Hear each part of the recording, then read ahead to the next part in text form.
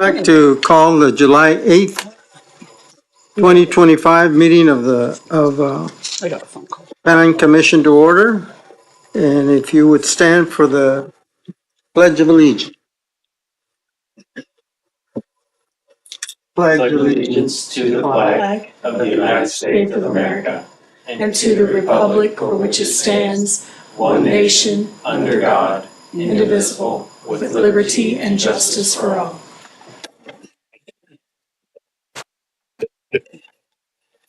Roll call. Ms. Knable? Ms. Dobson? Mr. Earhart? Here. Mr. Mitchell? Here. Mr. Aravallo? Here. Ms. Crevier? Mr. Sly? Here. Ms. Squire? Here. Mr. Morse? Here. Chairman, we have a quorum. Thank you. Approval of agenda. Everybody got a chance to read that? Move we accept the agenda as presented. Second that. I hear a second. All those in favor signify by saying aye. Aye. Aye. All those opposed, same. Approved. I don't think we have anybody signed up for citizen participation unless somebody would like to speak now or at the time of our agenda items. If not, we'll continue. Approval of minutes. Done that, haven't we?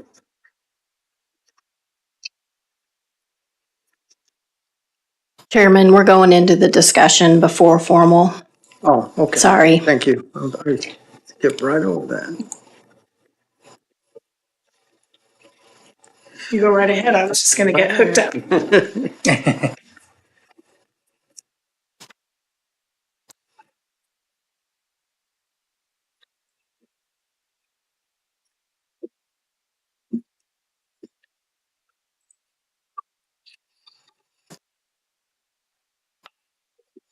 Why is it when you plug a computer in, you always have the wrong way when you start out? Here we go.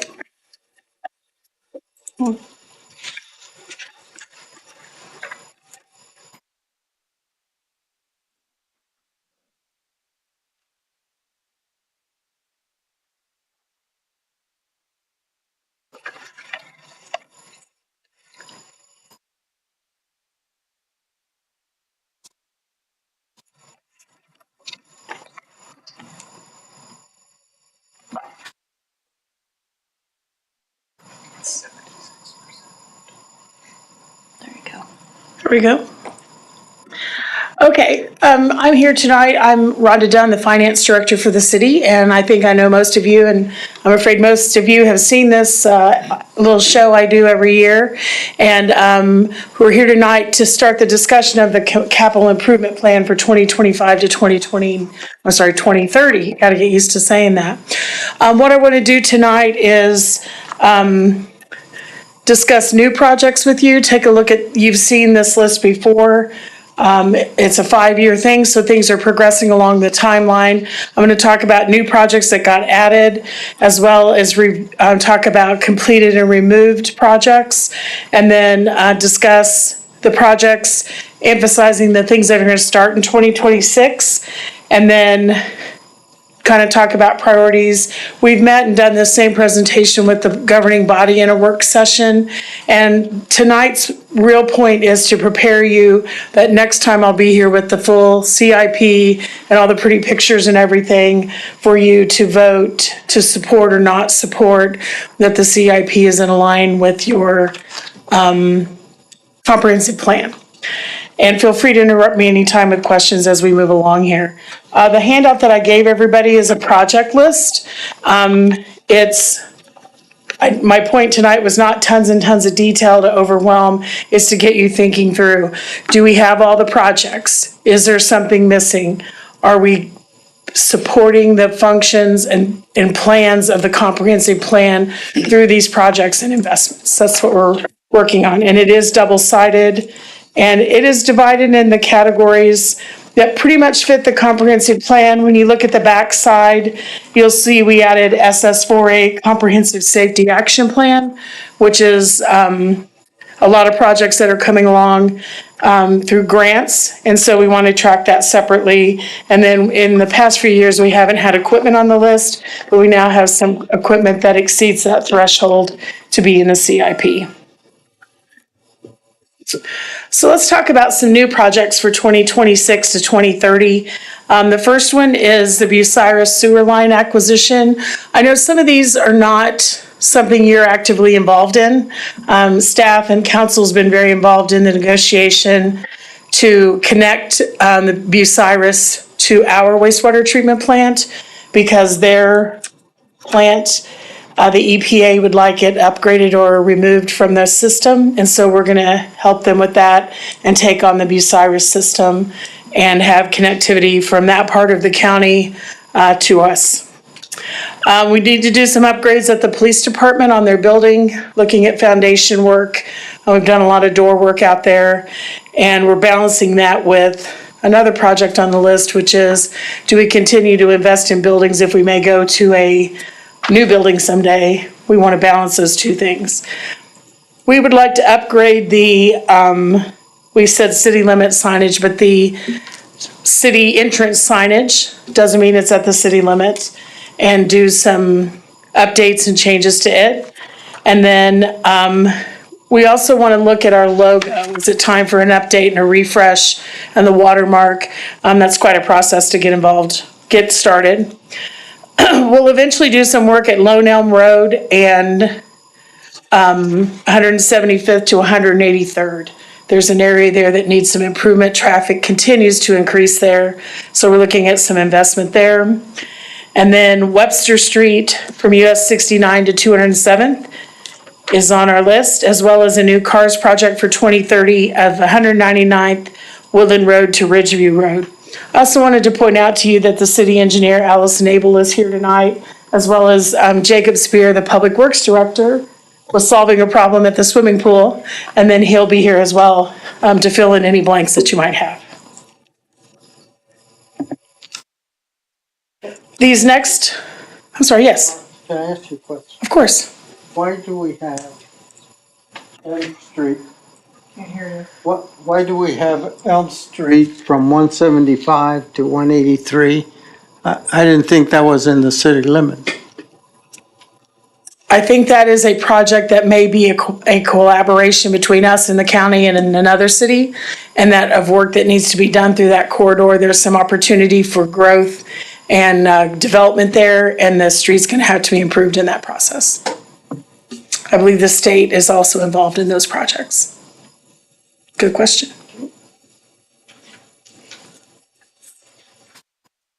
Then these next projects are related to the Safety Improvement Action Plan. Do I have that title right?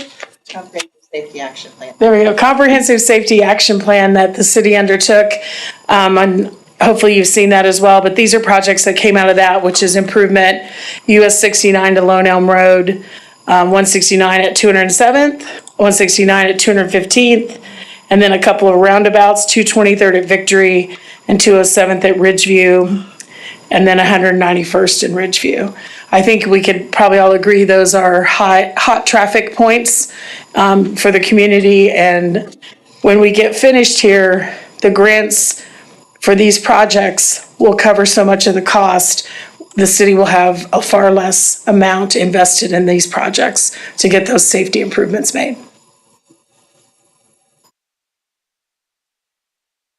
We have some equipment on here. We need a big, to replace the big dump truck, which is a 6-yard dump truck. We're looking to do that in 2026. That'll mostly be used for street-related work. We're spending a lot of money keeping the one we have on the road, so it's time to make that change. We'd like to get a sewer combination truck. I can't believe how much some of these things cost, but I'm so awful grateful we don't own fire engines or things like that. That would be a vacuum. That would allow us to do some maintenance and care of our ongoing sewer system with that combination truck. And then a pothole patching truck, you can imagine what it does. And then we're making plans for the Axon equipment and replacement for the police department. We bought it a couple of years ago with ARPA money, and it'll have replacement coming in the next few years. So those are the new projects that were added, many of them which will happen or at least get started in 2026. We took some things out, the lagoon rehabilitation. We still have the project on there and it's moving forward for a new wastewater treatment plant to be constructed. If we do that, we won't need to rehab the lagoons. We'll be able to, we may need to do those as an interim depending on the time of construction. We've always carried a CDBG design project on here that wasn't very specific, and there aren't very many things we can spend CDBG grants on in the city, so we've removed it. If we have the opportunity to use it, we're aware the funds are a mechanism we could use. And then we have some things that are scheduled to be completed in 2025, like the CARS project, 207th from Webster to Woodland, 199th. The design work for 199th Ridgeview to Renner will be completed this year. We're going to renovate the slides at the Spring Hill Aquatic Center, and we are working on the study for the railroad crossing grade separation, which we have a grant for as well. I think when the mayor did his State of the City address earlier this year, we have gotten awarded about $9.9 million in grants. So we continue, give a lot of credit to Allison for that. She does a lot of work on grants. And so we're continuing to put that money to work. And then this is the list that you have in your hands, which is all of the projects. The bold ones are 2026. I always have to look, I get these confused. The bold ones have work in 2025, but will continue. Actually, they'll begin in 2026. We've marked all the new ones as new. We've marked ones that have 2025 expenditures as well, so you can see how these are progressing along. One of the things I like to tell council is, I think they can take a lot of pride. They used to call the CIP where projects went to die, and that's not happening anymore. We're getting things done. We're accomplishing quite a bit. I think the citizens feel it when they drive down the street, and they have better streets and other amenities that are coming along as well. Rhonda, can you back up? I did not get CARS Project 207 to what? 207th from Webster to Woodland, I believe. Yeah, Webster to Woodland. That'll be completed this year. Oh, I wrote down 207. CARS Webster to Woodland is out this year. Will be completed this year, yes. We paid cash for that project, by the way, and Johnson County, yeah, it's very nice, no debt for that. We paid it in cash, and Johnson County contributes a portion of it. Okay, and then you said the bolded ones were started in 25? 26, They'll start in 26. yes.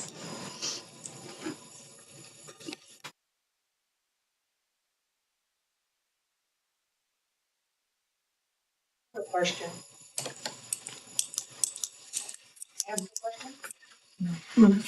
Sure, go ahead. Would you come up to the microphone? Just so people at home can hear. I just want to know what side of 199th and Ridgeview and to 207th you're planning on doing this road. What side of 199th? North or south of 199th So and to Renner. Renner, right, Ridgeview to Renner. we're doing a complete streets improvements from on 199th Street. We're going to be building on the north side of 199th Street from Ridgeview to Renner. We're going to start in front of the school and go all the way to Renner. We're going to build the 2 lanes on the north side. So in the future, whenever we grow and expand and need the additional capacity on the roads, then we could build the other 2 lanes to the south. The reason we're doing this is so that we can keep traffic open as long as possible, 2-way traffic during the construction of 199th Street to try to prevent too many detours and road closures during construction. So when you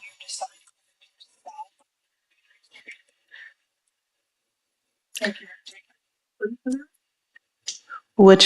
that? What's your name? What's your property owner? Or who are you? I am not sure at this point. We haven't started the design of the 4-lane. It's possible we may not even need that for a few more years. So when we get to that point of the design, we'll let you know. But right now, with the design that we have underway,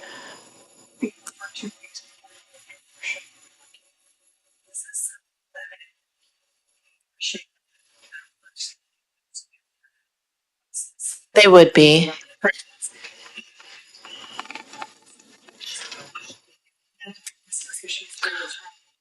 So with the design that we have on 199th Street that is almost complete and almost out to bid, we're currently doing the last of the property acquisition for easements and right-of-way. And we do not need easements or right-of-way from that particular property owner.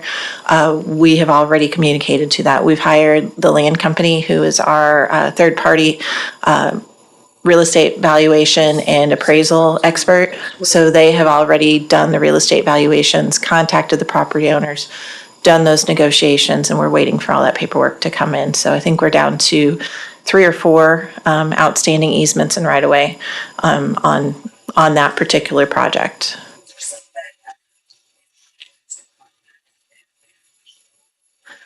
They would contact me or the land company. John Amrine has been our representative, and he's been in contact with them. But if anybody else has any questions or concerns about the project in general, feel free to contact me. My contact information is available on the city's website. Oh, here. Daniel, so I can look. Great. Thank you for your question. Okay, any other questions? I won't go through and read you the projects here. I've covered the things that are new to this list. And I'm happy to open it up for your questions or conversation. The point tonight is a discussion, so this is a time to discuss. Mr. Chairman, I have a question. Yes. Rhonda, how often does a city go through and redesign logos? Not very often. Years. It goes years in between. I heard her presentation that she did at one of the work sessions, and I don't remember the timing, but it's been a number of years since we've redesigned it. And if I remember right, the entrance signs to the city are not the most current logo either. Oh, they're not? So we've had a logo update since we updated the entrance signs. So yeah, Well, in 40 years of being here, then that would be the 4th design. right. That's what I was, So it's, I just have, like, every 10 years, is that kind of common, or, I'm just curious? I think it depends. I think it's very uncommon. 10 years is probably reasonable. And I think it depends on things. Depends on what situation happens. What if something changed about the city and they chose to have a new logo? It's not something you voluntarily do because, one, it's so costly. Yeah. And 2, you have to redo everything like signs and, uniforms and all those Right. things along with it. It's a very expensive undertaking. I just didn't know, because it was like, gosh, we're doing it again. I just felt like it was like, we're doing it again, so. No, and it's been 10 years is probably a good number. I was thinking I have 2008 in my head, might have been one of the last times we redid it. And I didn't even notice that it wasn't the current one compared to what's on the sign, so. Exactly. And this other one I'll just ask later, Okay. because I don't know how to, I'll just ask later. Any other questions? On a number of projects, specifically, we're thinking about 191st and 169 when we go to put the stoplight in. We may not have the right-of-way we need. And so we are budgeting to acquire right-of-way in that area, and it could be in other areas as too, depending on the other projects. So that's kind of a placeholder for right-of-way we'll have to acquire. Excuse me? Or right-of-way, yes. So like on 199th Street, we need a temporary construction easement or right-of-way or drainage easement.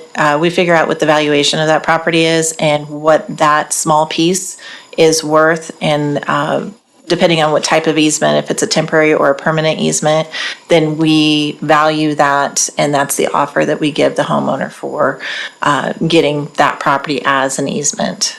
Okay. I just have a question about the cost of the wastewater treatment Lucky number 13. plant that, I can tell, and this is just Yes, a discussion. novice at this. Yeah. Apparently I'm in the wrong business. I should be in the wastewater treatment plant business. Because it's 133.8 million of 175.5 million over 5 years, right? Yes, 133, well, it's gonna be 136 total. Some of it will get spent in Do you know 20. why it's so costly? One, we're acquiring land. It'll be a brand new plant, not a retrofit of our current one. It'll have a capacity of about 5 million gallons per day. It allows for long-term, as well as other partnering communities. Bucyrus would be an example of that. So it's part of the Bucyrus Well, sewer. yes, and our own growth alone is maxing out our What's our capacity. capacity now? This will be. 2 million, 1 million? 1.25 million. 5 times as large. Right. That hinges on a number of projects to make it affordable, if you will, for us to be able to afford that. There's an expectation of some growth and some large customers and things. If those don't happen, we'll scale this plant back. So we're starting with what we think we really need. And then, and financing something like that can take 18 months. And so we're starting on it, we're starting on design. And so then we'll scale it to what we need and also build it where we can scale it up. If we start with a smaller one, we have a really long-term 20, 30-year plan around that wastewater treatment plant. That's kind of what I wanted. Thank you. Yeah, you bet. So you have another So, question? yeah, so if it's 133 million in 5 years, how much of that will the taxpayer have to bear versus grants or other sources of funding? And that's all in the air. I want to make it really, really clear. The taxpayer, this will not be a tax burden. The users will pay for that treatment plant. Sometimes it's the same people, but it will not be a mill levy. It will not be an assessed valuation. It will be on the backs of the customers who use that plant, whether they're big industrial customers or us in our homes. But it will not use tax money. And we are applying for all the grants we can, federal earmarks. We have KDOT or Kansas, state of Kansas involved, lots of things to make this affordable and partner with other communities, make it a regional play instead of on the backs of just Spring Hills customers. And we do have the opportunity to help out the Hillsdale Lake watershed. Hillsdale Lake is a polluted area as deemed by Kansas Department of Health and Environment. They've actually stopped issuing some of the building permits upstream. Well, we're in a separate watershed, so we might be able to take on some of those customers and become a regional solution. So that would further expand our customer base and further expand our operations at the plant. So, and be able to help out the Hillsdale Lake watershed all at the same time. So it's a win-win all the way around. As Rhonda said, we're digging in the couch cushions, trying to find all of the loans and grants and everything that's out there so that we don't have to spend any more of our money that we have to. But at the same time, we want to make sure we get a plant that makes sense, that has the capacity that we need right now and the capacity that we need in 5 years and up to 30 years. So that way we can grow as development grows, as the community grows and the needs of our community grows. We are looking at different types of technologies to kind of help with that. There's a lot of great technologies out there to help treat our wastewater. So we're looking at that right now. We are engaging a firm to do design build. It's going to be a progressive design build project so that we're going to be doing preliminary design, but then we're going to be designing and constructing this all at the same time to help us get this project built in the next 3 years. Because it's going to be a pretty short time frame and we've got limited funds to do it in. So we want to make sure that we take full advantage of that. But basically, though, you're saying that homeowners will eventually pay more for sewer than they're currently paying now, correct? not significantly beyond normal changes, because we believe other customers will come in line to pay the bulk. We have budgeted in my calculations for normal annual increases, nothing significant. I've discussed it in detail with the governing body, and they were comfortable with what we were, one, budgeting for growth, and two, budgeting for rate increases as a normal part of our operation. But it's other customers that will come in and pay the bulk. And that includes our industrial customers. Right. As we start getting some of these larger industrial users, they're using the bulk of the wastewater at the plant. We've had to turn away some of the larger developments because we just don't have the capacity at our plant. Now we can say yes to some of these larger developments as they come in because we'll have capacity at the plant. Let me ask you something else in terms of the cost. Does this include the mediation of the old plant? Because I assume the EPA will want us to clean it up, We certainly won't and what the cost that would be. abandon. I don't know that we've just talked about that. We haven't talked about that. That's something that we can definitely include in the design. We know that we most likely won't need the old plant anymore, but what that looks like whenever we go to remediate that site, I don't know yet, but that's something we'll work with our design build team to figure out what we need to do. There might be elements of the plant that we might want to save, salvage, reuse somewhere else. Probably not, but it's definitely worth that discussion. Absolutely. That was my question. Yeah. I had the opportunity to tour the Johnson County wastewater plant off of 435 a year ago, and it's remarkable, and the process is remarkable. And I think the county, Allison, you would know, but they spent hundreds and hundreds and hundreds of millions of dollars renovating the one up in northern Johnson County. I thought it was like 800. I don't know. It's huge amount of money. So we are in the wrong business for sure. How many new users would that Bucyrus connection bring to us?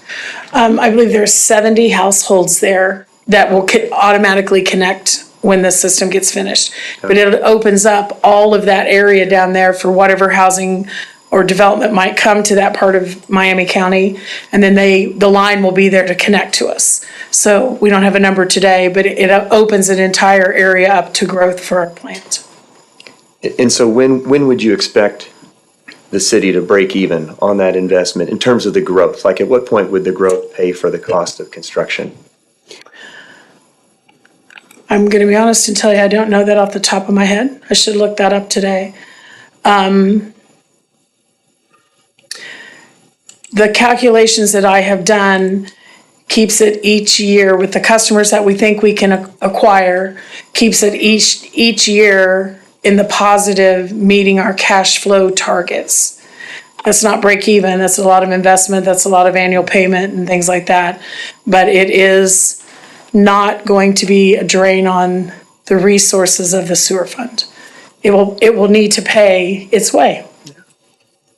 Well, and there's other factors involved that it's hard to calculate that just because with some of the loans that we're trying to go after, because we are a smaller community, there are some loan forgiveness programs out there that would forgive a portion of our loan. So, that's less money that we would have to pay back. So, yeah, there's a lot of factors involved in it, and hopefully we don't have to pay that much, and hopefully we hit that break-even point sooner rather than later. Absolutely. Is the old wastewater treatment paid off? There is some debt out there for some work that was done, but not the original project. The original debt is paid off. I was gonna say, let me back up. The original, because It is paid. We've had to do repairs and the parts Yes. were hard to get and all of that stuff. Yeah, but- we do have some debt on it. One of them is a very long-term, like 40-year loan for some work that was done that doesn't expire until about 2045 or 2040 or something like that. And that was built many, many years ago. Yep. And ask, how old is that plant? Older than the logo. Noah built it, I think. 2000. It was built in 2000, it's 25 years old. And what's the life expectancy of those plants? Probably 25 years now. 30. 30. I'd say 30, yeah. Good I'm question. surprised it's 2000. I honestly thought it was a little bit older than that. I would have thought so too, but it's, Can you tell me a little bit more about number 11 and 12, the Public Works Building and the Spring Hill Municipal Complex?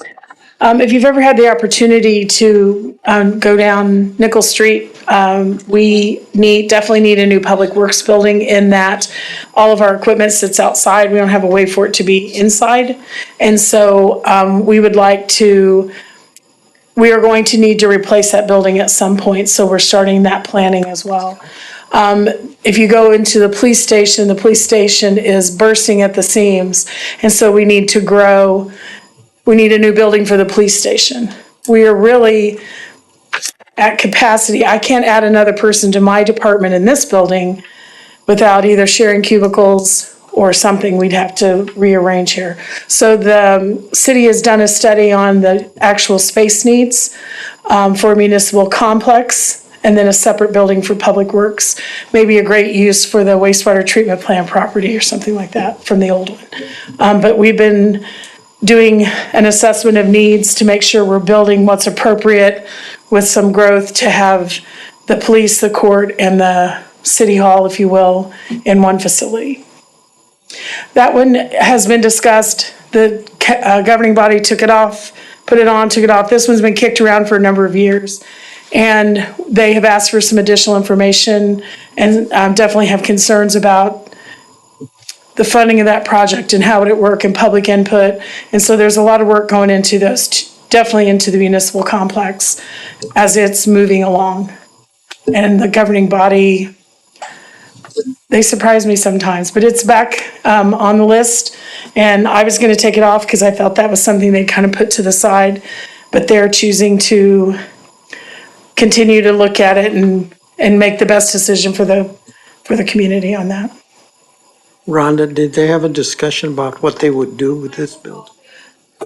I don't know that they've discussed it publicly, but we'd love to see it continue as a community building. Maybe put another function in here. And all using the same taxpayer would be great if we could use the funds from this building to help build the next one, that kind of thing.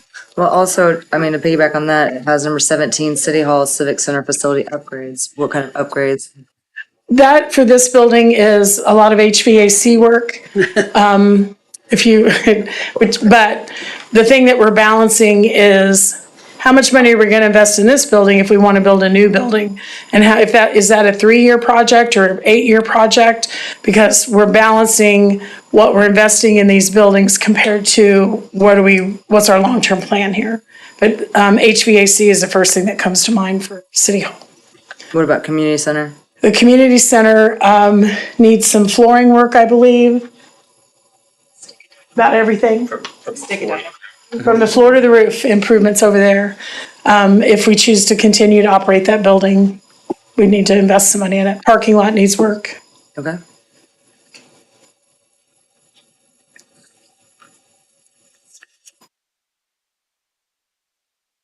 Anything else? So I see that you have the bolds anticipated projects to begin in 2026, but there's nothing on the sidewalks. Because they will be a 2025 project, 2020, they're ongoing. Okay. Yeah. Talk about sidewalks a little bit, because I know that's a subject everybody loves. Definitely a lot of work going. Number 2. No, I saw it there, but it was not bold, so that's why I was asking. Yeah, I had to look for them 2 or 3 times, but there's 2 lines there. You'll also notice it's doubled in the amount they want budgeted for it. Doesn't mean they'll spend less than that or more than that. Jacob is doing a lot of work on design and vendors and where and what, and I think he's planning some work sessions with the council on that. So we're not losing sight of sidewalks, for sure. Thank you. You're welcome. Yes, I'd like, go ahead. Yes, you're welcome. And in the same way they've talked about, well, why don't we not worry about parks and let's put it on sidewalks? So the governing body's definitely focused on sidewalks for the community. The thing I like to have this discussion, I think it's been great. I hope it has helped you guys all understand the projects that are there and the priorities that the governing body set. Next time, at your next meeting, you guys will vote on, is the CIP in compliance with the comprehensive plan? It's not the concern or responsibility of this body to worry about how much the money is or how we're going to pay for it. The governing body gets that responsibility. But I felt it was important that we talk about the projects so everybody knows what we're doing and understands the plan. So I will be back in August, and by then you'll be super experts in asking all kinds of questions, and we'll hopefully have your support to turn it to the governing body to approve the CIP with your support. Great. Thank you, Ron. Thank you for your time. Thank you. I will move to formal commission action items. Approval of the minutes.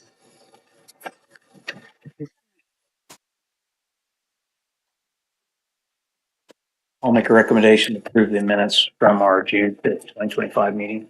Second it. All those approve, please signify by saying aye. Aye. All those opposed? Thank you. I'll abstain. All abstained, sorry. No abstentions, thank you. 2 abstentions.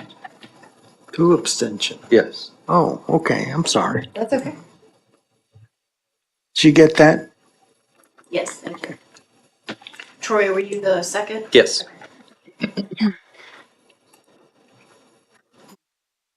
Item 2, site plan application, Woodland Crossing amenities. No, you're going that way? Okay.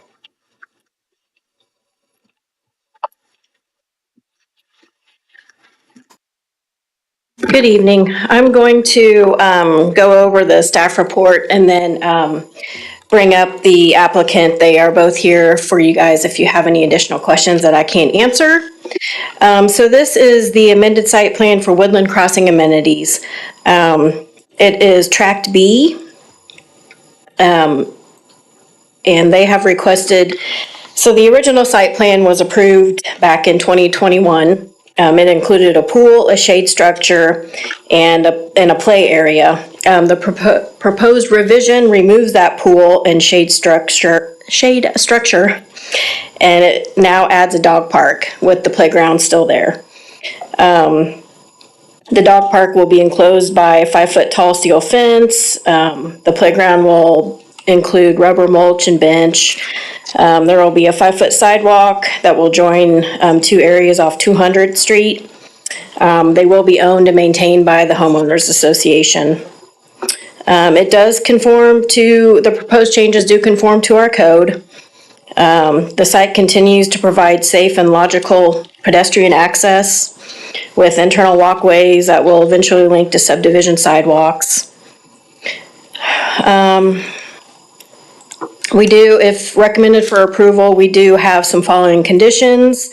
And I can read those if you like. There may be some additional utility easements and things like that that we will address at a later date. And then there is a suggested motion. And like I said, the applicant is here if you have any additional questions for them. I had a question about the steel fence. Is that a chain link fence or is it some sort of a decorative steel fence? You guys want to come on?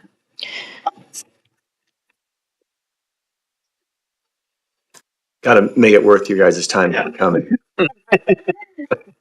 Good evening, Doug Owen with Phelps Engineering. With me tonight, Thomas Lewis with Salee Homes, or Salee Development. The fence is a aluminum picket fence, so it won't be chain link. It'll be kind of like you see around town, black paint, black coated picket fence. I heard the word steel before. Yeah. I was trying to imagine it. Yeah. Cool. So the playground, is that going to be an all-inclusive ADA accessible playground? Because there's no more accessible parking stalls now. Stalls at all. Well, previously there was an accessible parking stall for an inclusive playground. So if it is indeed an inclusive playground, I'd imagine you would want an accessible stall nearby. It's accessed by sidewalks. All the sidewalks have ADA ramps on them. I don't know. I don't know if that's compliant. It will be, yeah. I mean, that's like providing a pool, not providing parking stalls. It's just saying, well, there's a sidewalk there. I'm gonna tell you, I mean, I don't have parking included in this. I guess the thought would be that the public sidewalk, I guess people would come from the neighborhood, sidewalks of public. There's an ADA route from the playground to the public sidewalk. I'm trying to think of another park in town that doesn't have parking stalls. This is an amenity to a neighborhood, not a park. I mean, to that point though, I mean. I don't have parking at any of my playgrounds in any of my other neighborhoods. That's what I'm getting at. I think most of our pools and subdivisions do have parking. I know my subdivision has parking next to it, but I used to design these as a living, and I have a passion for inclusive playgrounds, and if they're going to be inclusive, I think there should be an ADA parking stall there. To me, I don't think it's as inclusive if you don't provide that accessible route. I mean, I can say, yeah, there's a parking sidewalk, I can see that, but I think the accessible route is still there because it's got the accessible sidewalk from what stall? From their home. Yeah. So sidewalks basically all the way. Mm-hmm.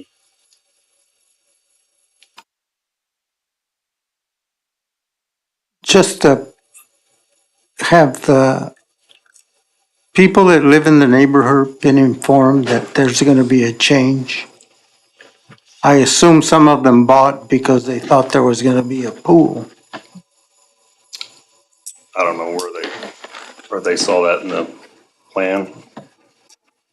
Yeah, I don't, The lots that we have sold in the last year and a half, they have never told that there was going to be a pool. The existing renters in the rental properties on the north side of this neighborhood, they might have expected one from the previous owner of those lots. Did this go through a site plan review? This? Yeah. Yes, it is. Yeah. So a pool would have been shown, Yes. so then it was public. That was a 2021? 2021, yes. What month Okay. is that? I'm sorry, What month did they come? I June. can look at that. June 3rd, I think. 8.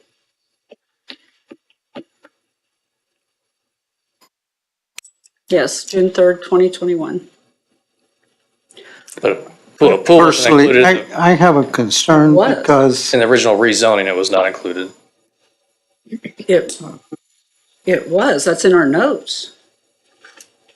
In the rezoning, not. No, but it was in the. Site plan. where it was In the site, plan. but the site plan doesn't commit you to a pool. No, but it is public knowledge is what. It's public knowledge, but That yeah. people would, if they were looking for it, they would have gone to the site plan to see what was going to be there. I'm not saying most people would do that. I'm just saying that it would have been public knowledge out there. Because the site plan would have been published with the planning commission notes. I guess I'm just saying, it's public knowledge. I don't disagree with that. Okay. I'll just say it. What's committed to a subdivision is set as zoning and the preliminary plat with the zoning. You just left it open-ended that it would be amenities and never specified what kind of amenities would be on that track. That's where the site plan comes in. For anticipated in amenities. Right, later. Otherwise, why would you put a site plan in there if you're not going to, I understand you can change it, which is what we're talking about Right. doing. But it's still anticipated that those are going to be, that's a potential amenity that would be there. Potential, yes. I feel like this board was thinking that it was going to have the sidewalks and the shade structures and the pool. And initially it was, but we're asking to change that. That's where we're at. My stance is, I think it should have the pool, the sidewalks, and the shade structures. Yeah. That's where I'm at. We vote on I side with that as well. I think this is a big change right here. I mean, yeah. So being that it's approved as a site plan, does that mean that I have to build it? Can you force me to build that pool? I don't know, that's kind of a legal question. I'm asking. We'll seek our legal advice here. If you choose not to build the pool, we can I guess, address that. We need to look into that further, but as a plan development, you are tied into the plans you bring forward. And so it's not a straight R1 zoning for that, but if you would like to just not build it, is that what you're asking as opposed Yes. to? Okay, so this is before them as a change of site plan. We would need to bring them through another change of nothing on there. Which I think we need to review on the requirements for amenities for plan development, but it did come through as a plan development with an amenities. If you're saying there's not going to be any amenities now, that's a significant change we'd probably need to do a full public hearing on that. It's a substantial change to your development. No, Amenities. the note on the plat said tracks shall be dedicated for private open space, common areas, and may include but not limited to landscaping, fencing, subdivision monuments, storm, water detention, and amenities, and will be owned and maintained by the homes association. So that's the way it was written on the approved preliminary plat that was approved with rezoning. Looking at the 2020. Well, and I think it's more of a site plan. I was gonna say, I think approval, right? it's- What's the legal issue of a site? But I think it plan? was presented that way. If the site plan was approved with the swimming pool and then you come back and say we don't allow this, then do you have to, the question is, would you have to go back to that site? Or In my health, what would have to I was happen? planning on building. What if he wants to come back and put some homes on this instead? Right, I mean, It'd there's, still be the same thing, and But because it's a planned unit. Plans to I don't think you could go back and put a home on without coming back and redoing a preliminary plat first. Right, yeah, because it's for public and to be owned by the HOA. Yes. right. Can I ask what the main driver of this change is? When this original plan was bought and paid for by Salee, they had a buyer for all the lots. They planned to buy all the lots, and so pricing and everything was developed based on that. And within that agreement, that partner was going to build the amenities. They were gonna cover all the costs. So right now, all these costs for this amenity would be coming out of our pocket. Because So did that initial partner kind of back out? Yeah, Elux.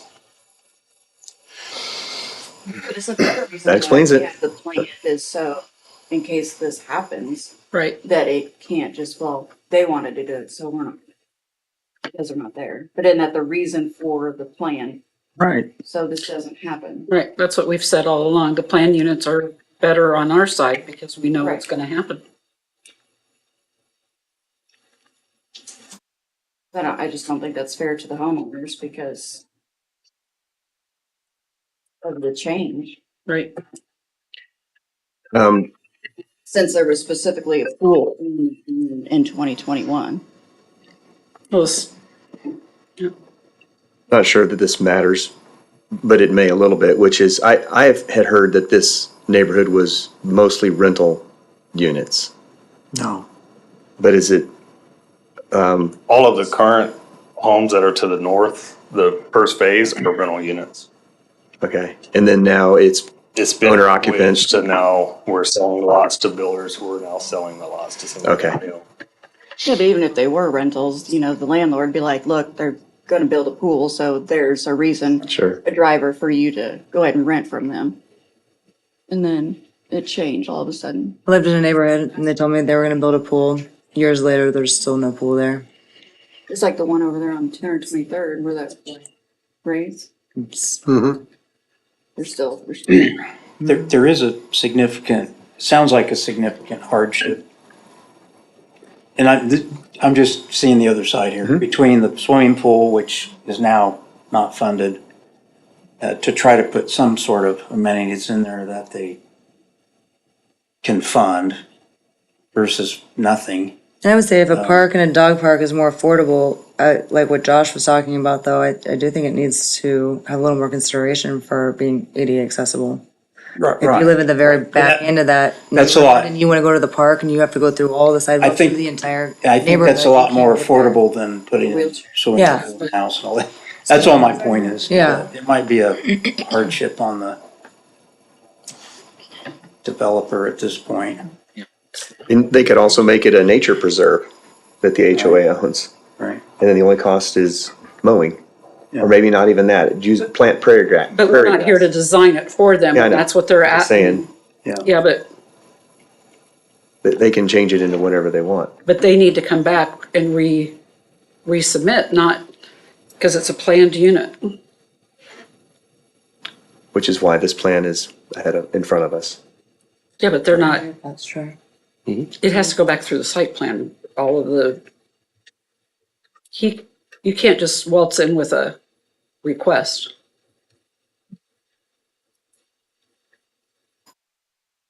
I mean, this is the update of the site plan, right? This drawing?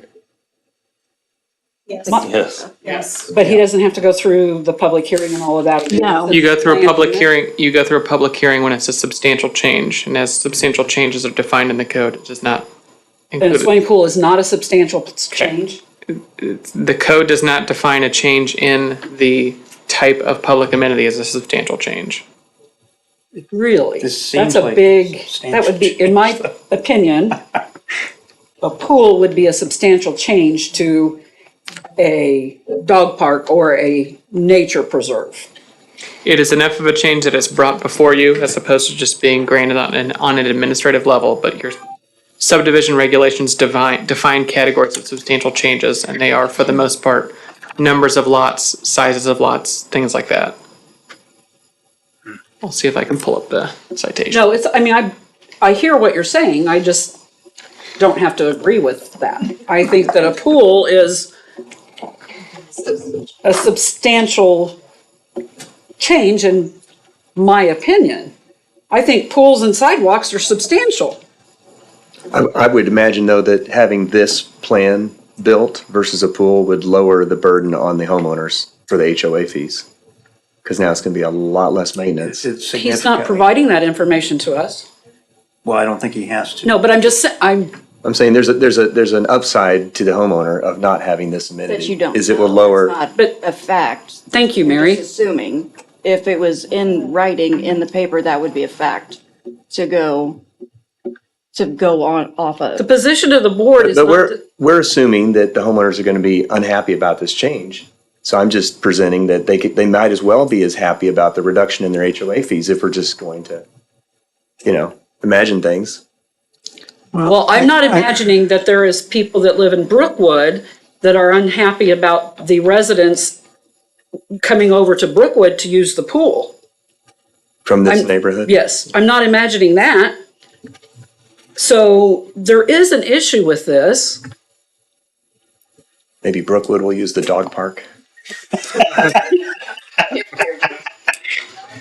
It'll be a fair trade. Chuck, I don't find it funny. This is serious, and it's not the planning commission's job to sit here and plan and finish things for the applicant that's before us. I don't have to agree with anybody else on the board. I'm just stating my opinion. I don't agree with the change.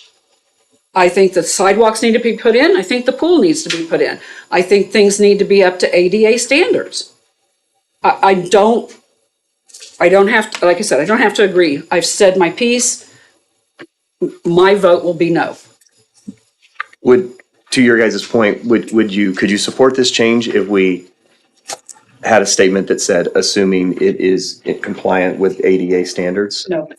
Because we don't know what those are. Just for what it's worth, if there's no ADA, if there's no parking spots at all, my understanding is the ADA does not require an accessible parking space. So once you start Right. putting parking. I was just going off asking if it's an inclusive playground, Yeah. which means it's ADA accessible. Right, no, and that's why I didn't jump in then. I just took Chuck's point to Commissioner Morris's point about including that as a stipulation. Right. It would have to be requiring parking at all, as opposed to just specifically delineating its ADA parking. And once any parking is in place, then the ADA would require it automatically, so. And then Josh, on the playground, for it to be ADA, does that mean like it's paved or something? There are certain surfaces you can use in the playground, like the synthetic turf, the poured in place surfaces. They say engineered wood fiber is accessible, but in our opinion, experience, it's not. And there's equipment, certain type of equipment you have to use that's accessible for able-bodied and non-able-bodied individuals. But again, you always have an accessible spot right there for them to access it, if it is indeed an inclusive playground. If it's not inclusive, if it's just a post and swing and hanging out there, then yeah, you don't need Right. as far as I know, ADA accessibility there, so. Okay. Anybody else? No other questions? So I guess I'm still kind of confused. Because it's an RP1, they're required the amenities, correct? Because we have approved that? I think I think when it was approved with amenities. It was The site plan. It was Yes. approved, what I see in the minutes, or in the staff report and the notes on the plat, is that that track could have been used for open space, monument signs, stormwater detention, and or amenities. It doesn't define what is in that tract. I don't think that's correct. Didn't we- The last I think site plan in it says it 2021 included a pool. Yeah, the site plan. But I don't think the site plan Some about the supersedes the plat, I zoning. think, versus Not the preliminary plat. Sir? No, we're talking about the site, Correct, which is different than, He's talking Plats. about, right? But the site plan. The requirements of what go on that tract are set at the zoning. The site plan. But the site, it did not define it. They're not asking- What was gonna be on that tract. they're not asking for a pure change in the development plan, or else it would be a complete rezoning public hearing. They're asking for a change in their site plan. Right. Which we do not have to approve. That's I mean, we do not have to approve their site plan. Correct. Because we feel that it's not it's a significant change more than what we were willing to accept. And there's an existing approved site plan on record. Correct. This doesn't fit the spirit of it. Correct. The same token, So- they don't have to build anything there. It can be used as open space for the zoning. So you're threatening us to not build anything if we don't approve this site plan? Not a threat. I Threat can't is, I'm just telling you what their options are. I'm just talking about Yeah. what I'm hearing coming back and forth in this Yeah. conversation. I'm just want everybody clear, that's, in my opinion, that's the options. So legally, you wouldn't have to put any. In my opinion, no, because it was said that track could be open space, common open space. And that's what was said at zoning. And I understand the reasons, given what you said about the partner dropping out. Yeah, it's not that I'm not sympathetic to what your plight is with having your partners change. I understand that. I'm just trying to understand exactly what our responsibility is as a planning commission to follow through with what we have approved. Well, and the legality of it too, right? Right. So they're not, sounds like not legally obligated to put anything in there. Correct? That's, I'm just telling you, the legality of it is there's nothing required for them to put there. He's asking to change the site plan because they can't afford to put in the swimming pool and a bunch of stuff. So he's saying, can we put this in, which is actually better than putting nothing in. Does this go on to council? But I don't know. I don't know how, I don't know the legal aspect. Yeah. I don't know what, I have no idea. Okay.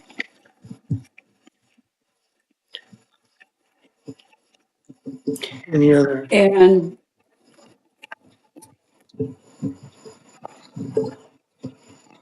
how tied do our hands get if that's what they choose to do, is put nothing in? They just move forward with pulling building permits and continue on?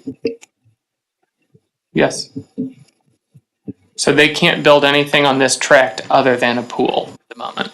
So to get a building permit for tract B, they either need a new site plan or they're building a pool. So if we deny this site plan, they don't have to put anything in. And would where are be we on- I at? mean, you could grant the site plan and they could still not build anything on there. A site plan doesn't mandate them to begin construction. Where are we at with sidewalks? How far are we getting along with sidewalks? I have the 199th Street sidewalk they have committed to. We're actually working on plans right now, plan to submit those to Public Works here. I was looking at the design earlier today, so imminently bringing a plan to Public Works to build that sidewalk along 199th Street. Okay. I think we're all in agreement that a pool is far more attractive, right, than a dog park. I think we're all in agreement that we're concerned for the impact to the homeowners in that neighborhood of if they thought that there was going to be a pool and now there's not, and if they bought a lot and built a home or even rented a home based on that expectation, that it feels like a bait and switch. But on the other hand, the reality is that the business model or the business case for a pool has significantly changed from the perspective of the developer. And it sounds like the site plan does not obligate them to build anything that we approve.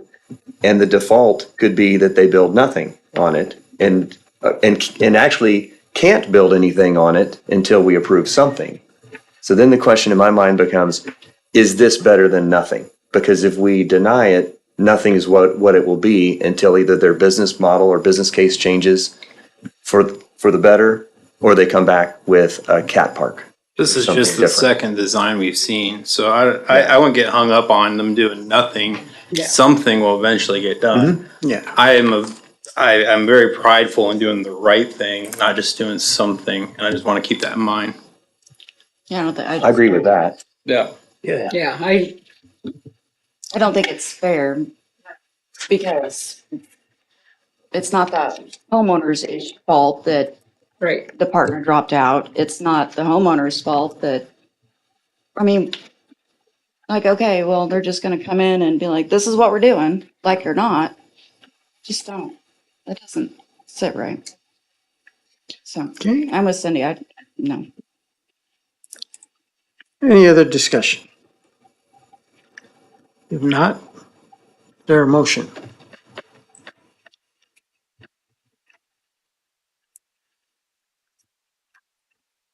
I move to deny site plan as presented.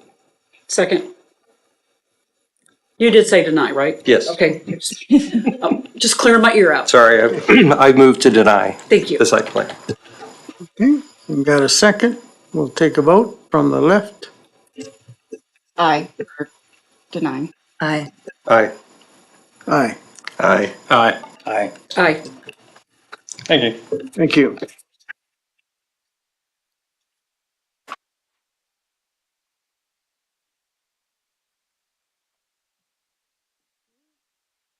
Item 3, public hearing, proposed zoning amendment. Sort of the guidelines for Wrong. public hearing is to have open the public hearing, and I will do so in a minute, but let me just go through a number of other things. The one is to Oh, shoot. have a presentation by, in this case, Amy, I believe, on the items, then have comment, also to provide comment or offer those present to provide comment on the recommendation. And then the commission members will be asked to clarify anything that is unclear. Then we'll close the public hearing and we'll do a member deliberation. Okay. Amy, you want to start? Oh, I'm sorry. Public hearing's now open. And while Amy walks up, does anyone have any ex parte communications to disclose? Anybody? No. Okay, thank you. Good evening. This is a zoning code amendment to chapter 17 of our subdivision and zoning regulations. Our request is consideration of a proposed amendment to the zoning code to revise the maximum building height limitation to allow buildings or structures up to 15 stories or 180 feet with a defined story height of 12 foot. The background, the current zoning code regulates building height by 55 maximum feet, which may limit flexibility for certain types of development, particularly in areas planned for higher density industrial uses. The proposed amendment is intended to clarify and standardize height limits and provide developers and city staff with consistent expectations. So there's 3 different sections. So section 17.330, that is where we have changed, I believe we changed a setback to 25 feet. It was 10. And then on section 17.338, I'm sorry, I did not bring my red line. I gotta think about this. I think it was the setback again. And then the main section with the change in height is gonna be section 17.348. We've added, the maximum height of any building or structure shall not exceed 15 stories or 180 feet. And a story, as I said, is considered 12 feet in height. And then we went on to add, after the governing body paragraph, that the height exception in any district, nope, I'm sorry. We added the governing body may adopt the planning commission's recommendation by a simple majority or override the planning commission's recommendation by a 2/3 majority vote of the governing body. So that was added. And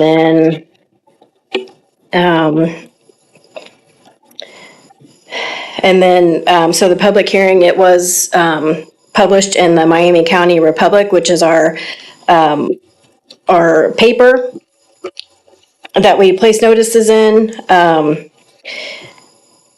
This just allows for increased design and flexibility in commercial and industrial.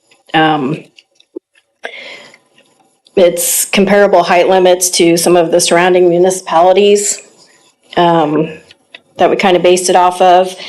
And if you have any questions, we will be happy to answer them. And there is a motion there, a suggested motion. I guess I have a question for you. Yeah. What are some of the municipalities that have that? Olathe, Overland Park, and I believe Leewood Does Gardner has, have it? Does Gardner?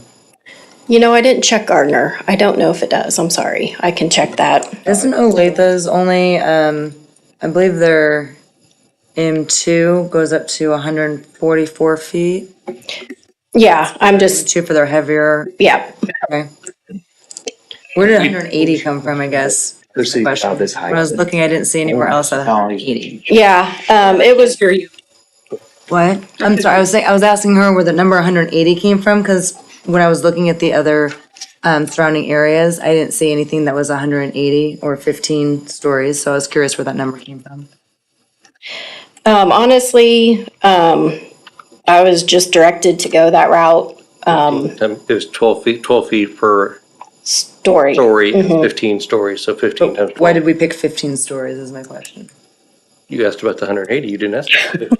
Well, 15 stories and 180, they equal the same. Where did that number come from? Because there was nothing in around our area that goes that high, so I guess I was curious. It's just to give some of the newer industrial efficiency, just to, yep, most of those manufacturing companies are going up to kind of help with density in areas like this. So I was directed to use that It height. places a hard cap of 180, so rather Yeah. than doing 145 or 125 or 150 and then maybe coming back in 6 months or a year or 2 years, every time we start seeing trends go up, it places a manageable hard cap so we don't have to keep modifying our zoning code. But it also gives you all and applicants a pretty clear understanding of we're not going above that. And given that it is fairly high, it sends a pretty similar signal that not a lot of openness to change it again here in the next few years. Okay. That said, part of the reason this comes to you all is to have this discussion and to hear from the public on that and other parts of this. And if you would like to recommend a different maximum height to the governing body, that can be a part of your recommendation. You are not married to what staff has brought in, but this is for you right now. In addition to just asking like the numbers, where did, how can we change the minimum rear setback to 10 feet from 20 feet? Wait, 10 feet to 20 feet? Minimum rear setback? Is that 10 feet? Oh, yeah, on the rear setback, that changed. Oh, yeah, sorry, I said it the opposite, didn't I? So that was just. That was reduced. It was reduced. We felt that any, the build line, we just thought it would be a better fit. That's what, honestly, it should have been that, I think, to begin with. And I don't know how it got to where it was, but,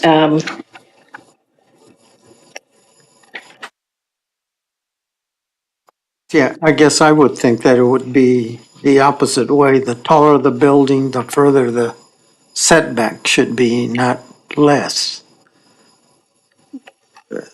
So I have a problem with that particular piece. But, and part of this came up because of remember the freezer building? Wasn't that 147 feet? Somewhere in there. Is that right? 144. 144. Because it was. They're talking about Because the cement plant was 127 or something. In that range, yeah. but they're talking about the rear setback. But it's a fraction of the footprint, Yeah. that concrete plant.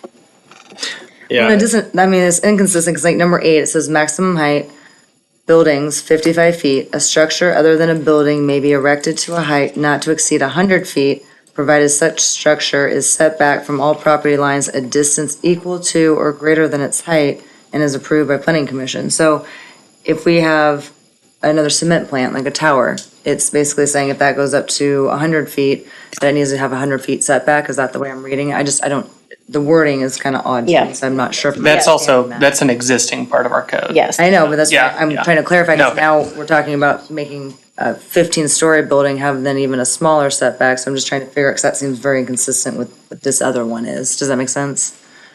Well, that's a structure other than a building, though. So,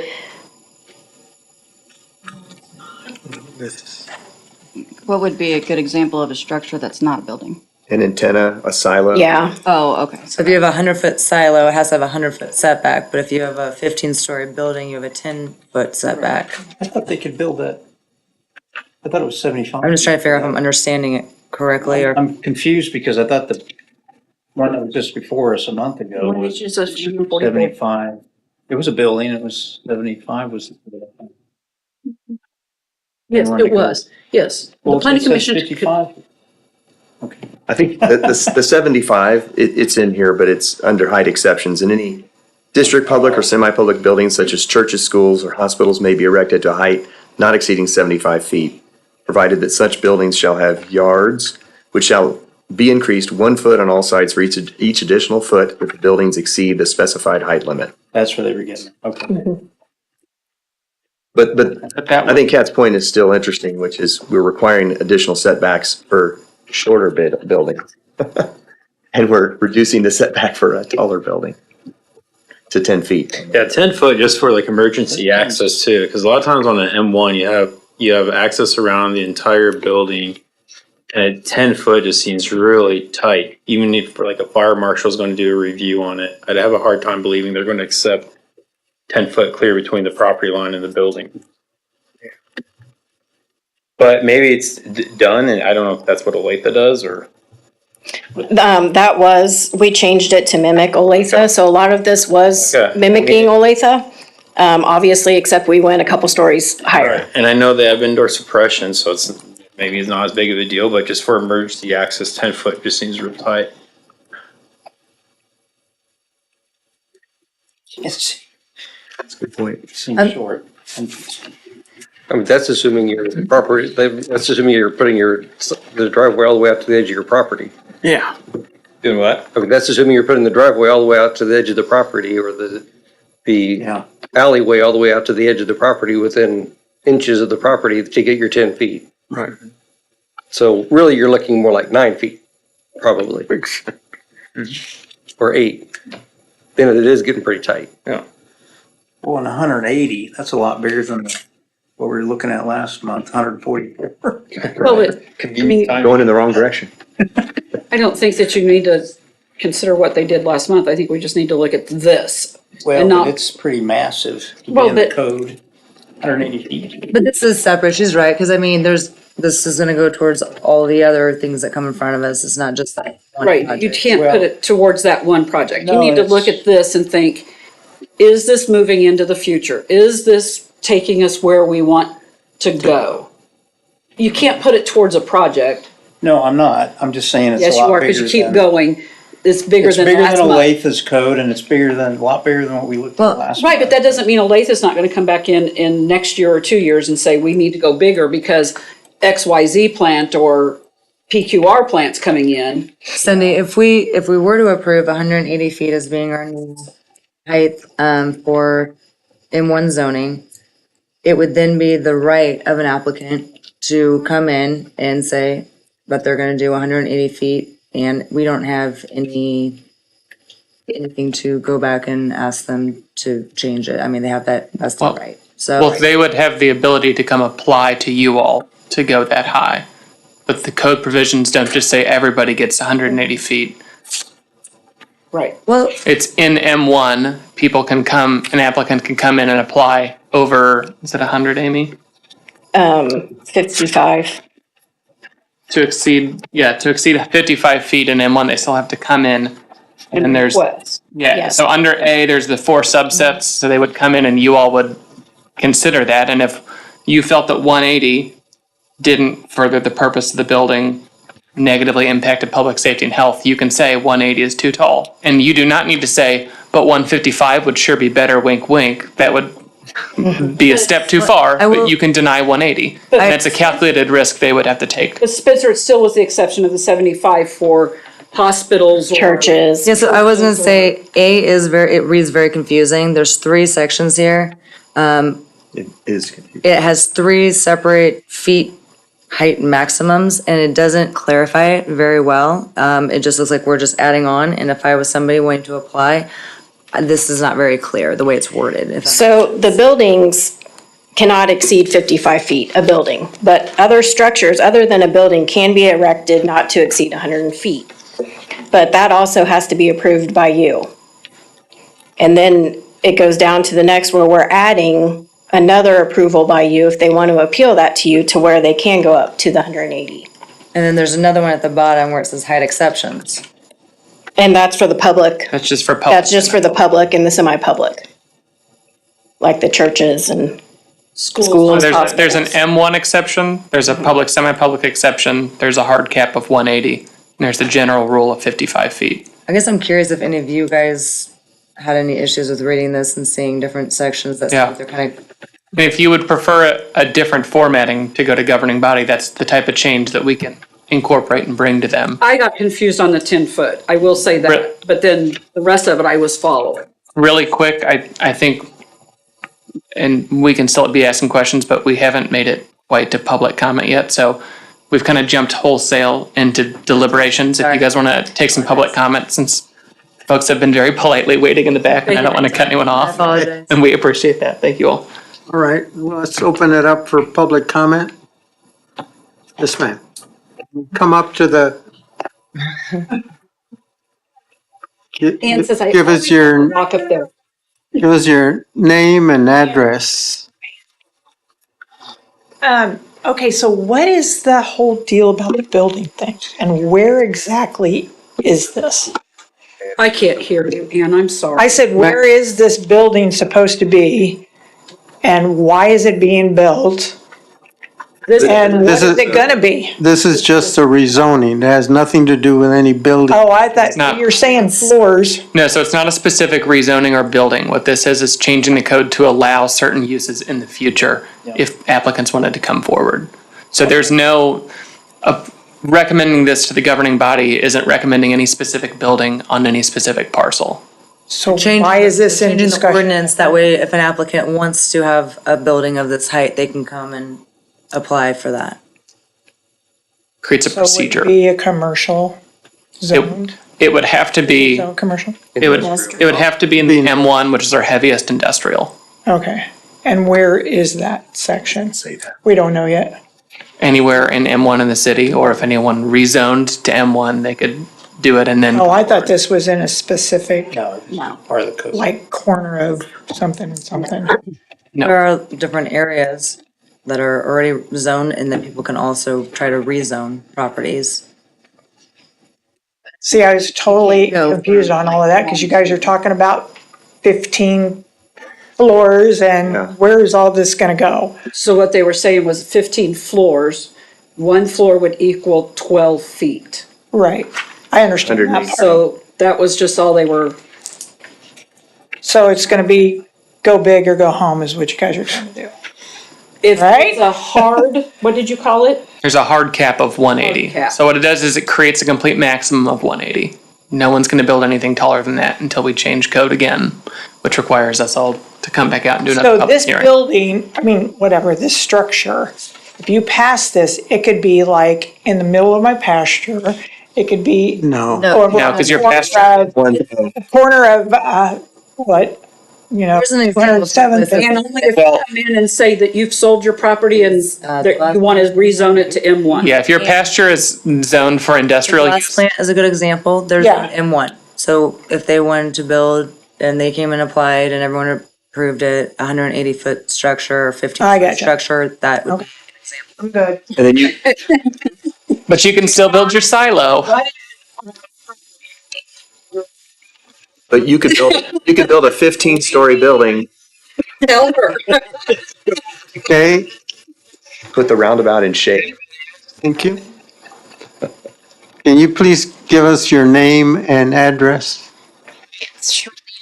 Yogi. My address is 18757 West 175th Street. And I'd just like to address the glass plant, or not the glass plant, the concrete plant. It's a mile or so from my house, but when I walk in my house at night, I can see the lights, and I sit down low. So if you've got, 120 feet for the concrete plant, what would you guys say that was? 27. 127, and now you're adding 60 more feet, almost a third of that? Mhm. I say no, unless all of Spring Hill wants to see what's going on in Olathe, or on 175th. But I just think it's gonna be a monstrosity out in the middle Of some, of small town, Spring Hill. But that's my opinion, so something to think about. okay, thank you. Anybody else? If not, we're going to close the public comment section. Okay? Now we can continue with our discussion. Thank you all for letting me interrupt you. Sorry about that. It's fine. We got to going, you know?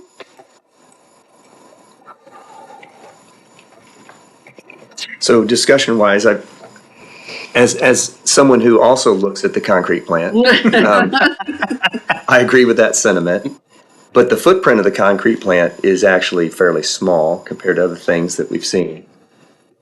And I asked AI today, how far away on the horizon can you see this 15-story building? And the answer was 15 miles, which is at the curvature of the earth, basically. You can see it to the horizon. You like it? My vet is right across the street. They take really good care of that road. Mm-hmm. They Yeah. really, really do. I mean, yeah, I know. I mean, I feel sorry for people that do them. Like this. But that's the only road that's great off of 169 highway, east. Because all the other roads are junk. But that's the best road right there. That's because they're in the concrete business and they switched it to concrete. Yeah, self-perform. Let's continue with our. So to Chuck's comment though, I wonder if that was 15 stories was 180 feet or is it? Yeah, that was, I asked 180 feet, 180 It's a long ways. building, yeah. I mean, it would cast a big shadow. And this kind of comes back to, the purpose of our zoning ordinances are to, balance development with public health, safety, and the character of our community. And I mean, I think, at the end of the day, we have to decide, do we want to be a community that would allow 180-foot high buildings you know, and I'm reminded a little bit of other communities where, you know, they say no to Walmart, they say no to fast food because they're trying to preserve a certain character. I know we're talking about M1 industrial, but in Olathe, they have M1, which is light industrial, M2, and they have M3, which is heavy industry. And none of those, their limit is 144 feet or something, 12 stories. Olathe is for M2. What's that? Olathe is for their M2. Yeah. It's 144 is the max height So, building. so we're talking about trying to approve a hard stop that's 25% above that. And I don't even think they have any structures that big today. And we're considering it in our M1 light industrial zoning. So it, you know, to me, it's very, very heavy. I mean, super high General. impact. And this is just would define the character of Spring Hill. General This is what you see from the Yeah. I think it's just general industrial. general. Okay. Yeah. We don't, so, and that's our heaviest. So all Yeah. other cities are larger and have added on M2. It's also our lightest. Yeah, we. No, there's an M, No. there's a light industrial, right? Is it M0, Amy? Thanks. In our code? Really? I don't think so. Is there? I thought it's It's a light industrial. But I thought during the There's comp plan MP, discussion. MP. That's meaning, was that a planned No, industrial? Arc Industrial, I think. That would be a light industrial park. Thank you for catching that. I think 180 is tall, but I think, I don't know how to say it. I think just what Spencer and Amy are saying, though, they have to come and ask for that height. It's not just a given. And I think with the direction that we have spoken about in the comp plan, that there's potential for going higher in some areas if there was the right company coming in that was wanting to go in those areas. Yeah, this almost feels like we're talking about an M2 and you have to identify where this M2 would take place. Because I feel like everyone has a pretty good grasp on where our M1 is currently, and we're all cringing right now at the thought of a 180-foot tall structure in any one of those M1s. So it feels like we're talking about a heavy-duty industrial. We need to identify, kind of like what we were doing, you know, a few months ago back there. Where does this M2 occur? Where are we okay with that happening? That's kind of what this feels like right now. And See that? we're working through all of the comp plan stuff. It felt like several of us kept saying, we felt like we were always putting the cart before the horse. And this feels like something that we're actually thinking down the road and we're putting the horse before the cart. And we're trying to make plans for down the road. Maybe not just for this particular one, but for that particular one and for those particular ones. And I think that that's, even though it's hard to wrap our head around, I think that those are the things that we have to do. I think we'd be doing that, Cindy, if, like to Josh's sentiment, if we were separating and deciding where is our M1, where is our M2, and we, like, because we had started talking during the comp plan. Exactly. As to separating these things out a little bit more and defining them more. I think that by just approving something like this, we are putting the cart before the horse once again. But if we would get back on track with that comp plan, Would love to do that. then this gives us some teeth to actually look in and say, and maybe it's not the 180, maybe it's 160. I don't know. I'm just saying that this might give us those teeth to say, okay, let's look and see, thinking of this, where do we want that? And Would some anyone of be this, open though to maybe tabling this until we work on the comp plan and get something figured out with an M1, M2? That way we're not just approving things that we can't go back and. Well, and they can still come, a builder can still come and ask for a building higher than the code That was my question. right now, right? We just had that. No, So it's. no, they can't. Can't. Well, did No. they just- Deadline to make this decision? Right now, look, well, yeah, I feel like they I'm just, confused. yeah, they just came last month and asked. for and they something. shouldn't have. It shouldn't have been cleared to come through. Oh. So that alerted us to, now there's some pretty Now we're harsh getting into something. height limits currently. So now I understand the reasoning behind this. Right now, there's some pretty harsh height limits the way the code is written. Right. So, So, and for what it's worth, treat this the same as it's a rezoning, because you're amending your zoning code, which falls under the same statute as rezoning a specific parcel. So rather than tabling it, it would just be recommending denial and goes to the governing body and they can do what they want with it, rather than just tabling it. It's got to go up to them. Now, Spencer, is it possible for us to address it and at the same time add another M2 or that's higher? At this point, adding a whole M2 is going to take a pretty significant staff outlay to identify what's an M2, write that code. We're a little short on community development staff right now, so I don't think that's a realistic, quick turnaround.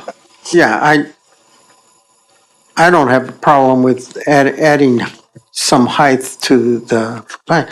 I think 180 is too big, too high. Yeah.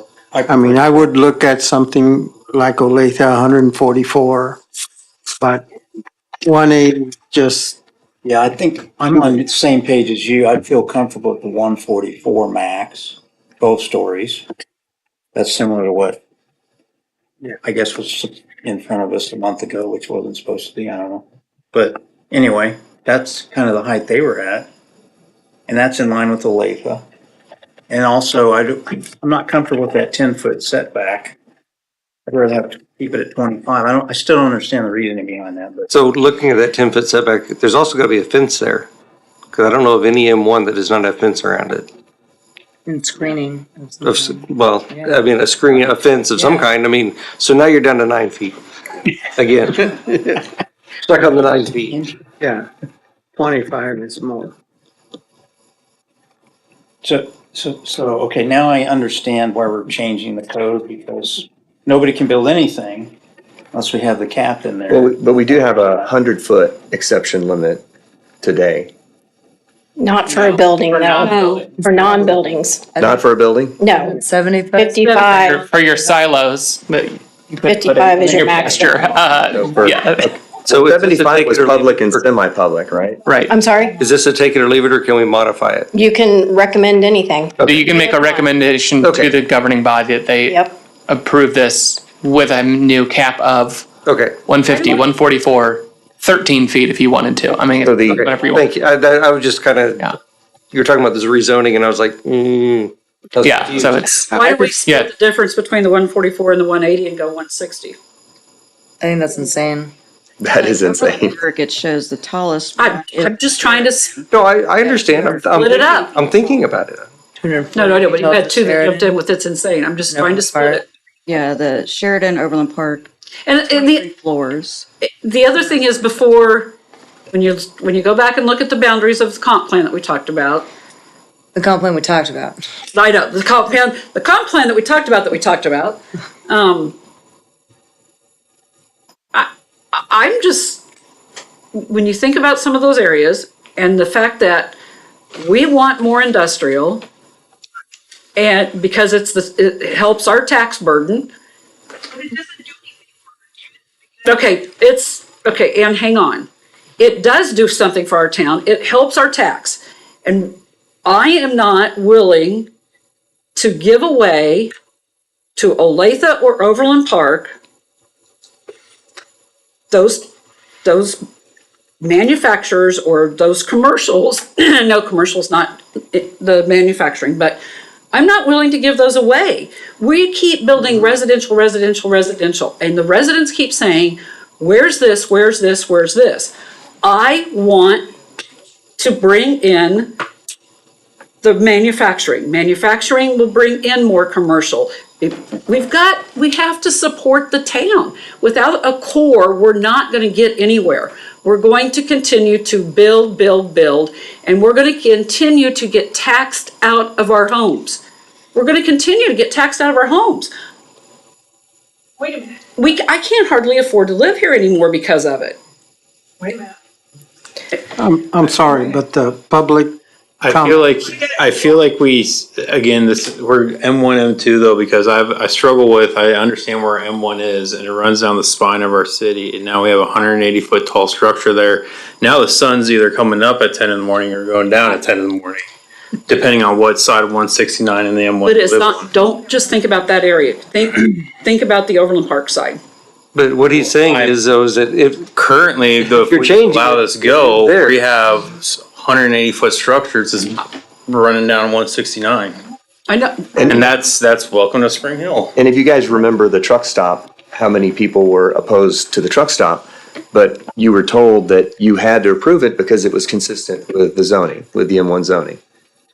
And so I can, This is completely different. This is not mandating anyone to allow a 180-foot building. The truck stop was before you as a site plan, which, Chuck, I think I know where you're going with that statement. Yeah, I think That once we set the precedence, then it's kind of there. it's allowed in the Right. M1, and I'm not ready. I'd rather have it in M2 or where we've identified those locations, because the current identified M1 locations, I'm not okay with this height in those M1 locations. Right. Just because I know the impacts they have on the aesthetics of our community.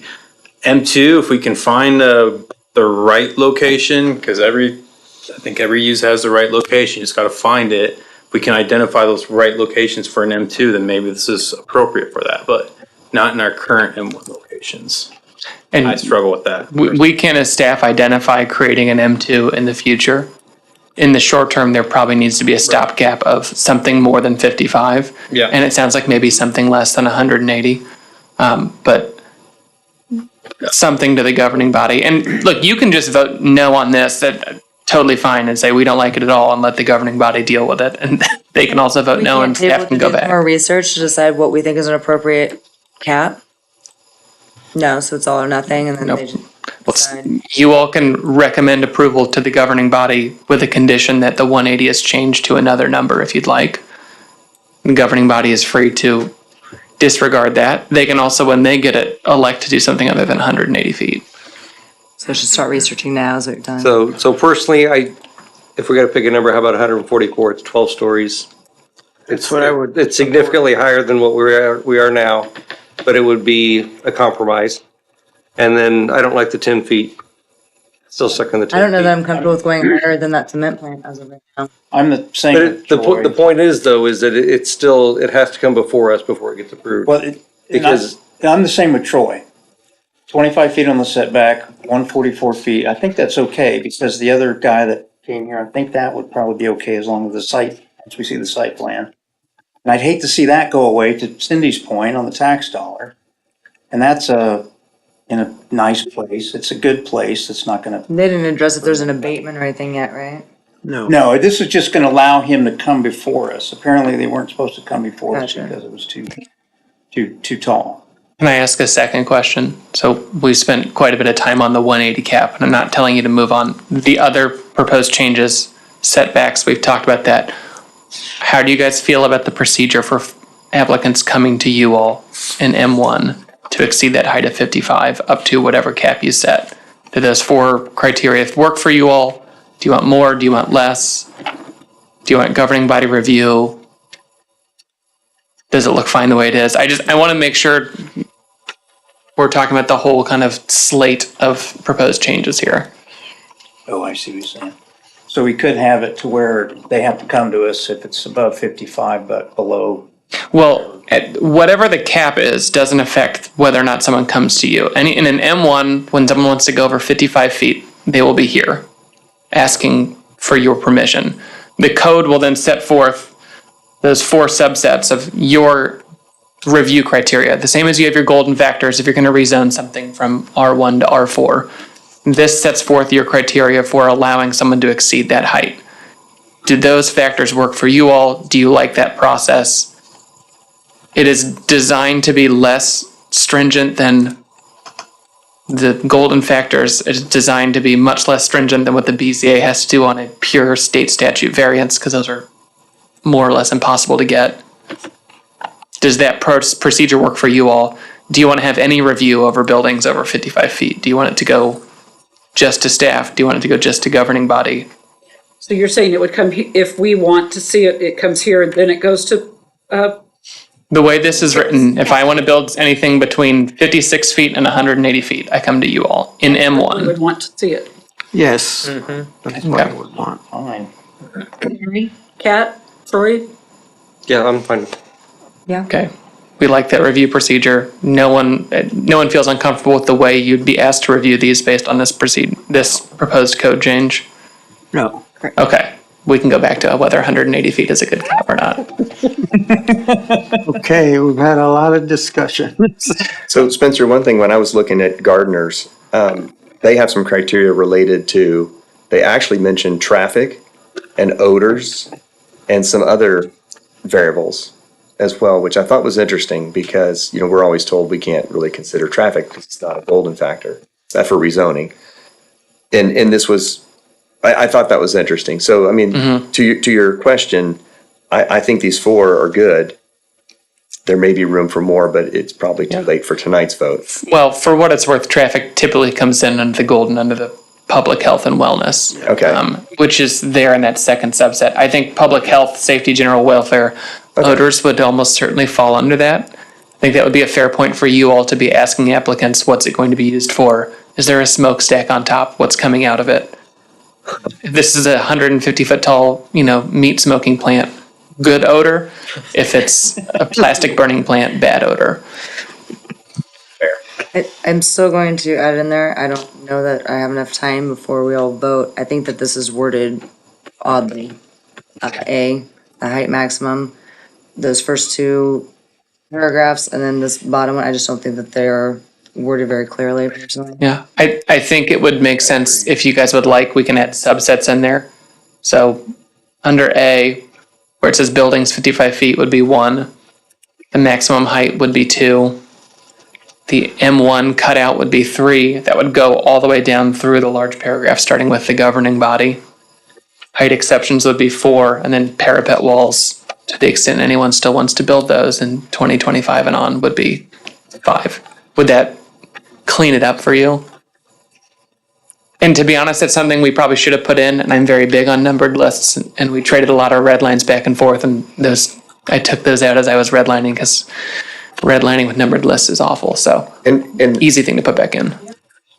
And I agree, like that second sentence says the maximum height of any building or structure, and then the next paragraph starts with in M1 specifically. That's why I felt like this is implying 15 stories anywhere, but then specific to M1, here's the additional criteria. Yeah, we can fit that within M1 as well if you'd like. The goal was if we create an M2, or if at some point we create a different maximum height between 155, whatever this is for C2, we don't have to keep changing that cap and restate it in every single subpart. So the cap, whatever you pick it to be, or recommend it to governing body, applies to everything, always. So then what, for Ms. Simmons earlier, then that was actually incorrect, because it wouldn't have to be M1 in order to be tall, a tall structure. It could be a different zone. No, so this is an exception. Each zoning classification has a maximum height set forth in its chapter of the zoning code. Okay. Right now, M1 also says 55 feet. And then it says there's an exceptions, which is in 17348, that you can refer to change this. And people will come over to 348, where it will say what's before you on page 20 of your packet here. Just as C2 has its set height and R1 has a set height. And as things progress in the future, we can continue to add exceptions into this catch-all exceptions code instead of changing each one individually. Thanks for clarifying. So you're saying 17348 is specific to M1. Right. Got it. Well, And we have to approve anything between 55, but allowed up to whatever we choose. There's a max. So we're just trying to decide a max in the code to add to it. Yeah. So that somebody can come before the board. Yeah. Correct. We're trying to the decide site a plan. max to suggest to city council. Well, yeah, I know the reason behind it. But just to go back, Cindy, to what you said earlier, I think you're talking about how citizens want more amenities and commercial development. I don't think industrial necessarily brings that. I actually think, because we've always heard that the magical number of 10,000 residents, right, would start to attract more restaurants and things. In my mind, that's the key driver still, is population. Whether that population is employees at an M1 or M2 site, or whether it's residents. I think it's more population driven. And I think we're in that adolescent growth stage right now. Plus our proximity to Olathe hurts us in a way, because if you own a restaurant, you've got to decide, will this little population here sustain it, or can I just attract it, drive, 10 minutes, 15 minutes north to whatever restaurant I have. But to me, this still kind of comes back to, what do we want Spring Hill to be, and what type of aesthetic and what type of community do we want to have? And, if we say, even 12 stories, if we say we're willing to allow 144-foot buildings, that is almost triple the height that we allow today. And the new Walmart meat processing facility on 169, I think I mentioned this before, that one's less than 60 feet. And it kind of looks like a behemoth. It is a nice looking building though, thanks to the stone veneer and the colors and the materials that Olathe required them to use. Actually, it does look as good as, and on the roof, they've shielded off all the stuff on the HVAC on the roof. But still, it's a Goliath, it's a behemoth. And we're talking about basically saying, it's okay to have something 3 times that height. And, as someone who lives within view of the highest structure we have today, the cement plant, it's not attractive. It really isn't. And if it blocks your view and it blocks your sunlight, and these are, those are just silos which have a very small footprint, but they're very tall. And of course, there's light pollution. There's actually dust, galore from that, but that's a different story. We're just talking about the aesthetic. I don't think that's the type of thing we want more of. In the majority of the warehousing that's in Johnson County now, along I-35, none of that is this tall. You know what I mean? There's a tremendous amount of industrial development going on out there that is within actually 60 feet of height. And it's just building out like crazy. I don't think that we have to go 3x that in order to attract additional industrial development. I think we will attract it because of our location, regardless. It'll just change the character and the type of industrial, new development that we bring by having the limits that we have today or lower limits. I don't think this is a difference of, we're never going to attract development and we're never going to grow when our taxes will, forever go up. I think, we'll get it. It's just a question of what type of development do we want, and what do we want the aesthetic and the character of our community to be long term. Chuck, I'm not going to disagree with you on a lot of that stuff, but from people that moved here when the population was 1,200, 1,300, and from having politics in the family and bringing in the glass plant, and people were appalled at the height of that, and a school system that was incredibly smaller, watching the residents grow, bringing in the businesses that was brought in during that time, it does differ. The manufacturing does make a difference in the town. It brought in commercial. Some of those commercials died up and went away when the highway went through, that they had to close down because of the highway coming through. So it's an ever revolving door in Spring Hill, and I understand that. Newer residents didn't see that. It's been a revolving door. I'm not telling you that I want 180 foot. I'm just telling you that watching this town from 1,200 people, Kat was one of them that has watched this town revolve and revolve and revolve. Our kids were, what was your class? 80 people, 100 people? 110. Yeah. To now 300 kids, 400 kids. It's a major difference in town. You want to go back that far back? I go back further. I'm just saying it does make a difference. The manufacturers come, it does bring the commercial, it does bring more residents. It brings the jobs with it. It does bring revenue to town. That's my only point. It matters who you're putting up here at the city council table and in the staff and how they're going to manage it. Okay. I think I'd be more inclined to suggest a lower height cap until we can change it from just having M1 and having M1 and M2, and then revisit it and have an ordinance set for M2 that could deviate in a higher height. That way it's in the appropriate areas that we feel like it would be. But lower height cap is what, hun? What? Lower height cap as what? Honestly, since I don't have much time to, from what I looked at today and this last weekend, it looks like some of the lighter industrial areas that surround us, it looks like we are not that far off from where they are as far as that 55 to 75 feet. I would say that I'd probably be comfortable with going for a cap of 100 feet.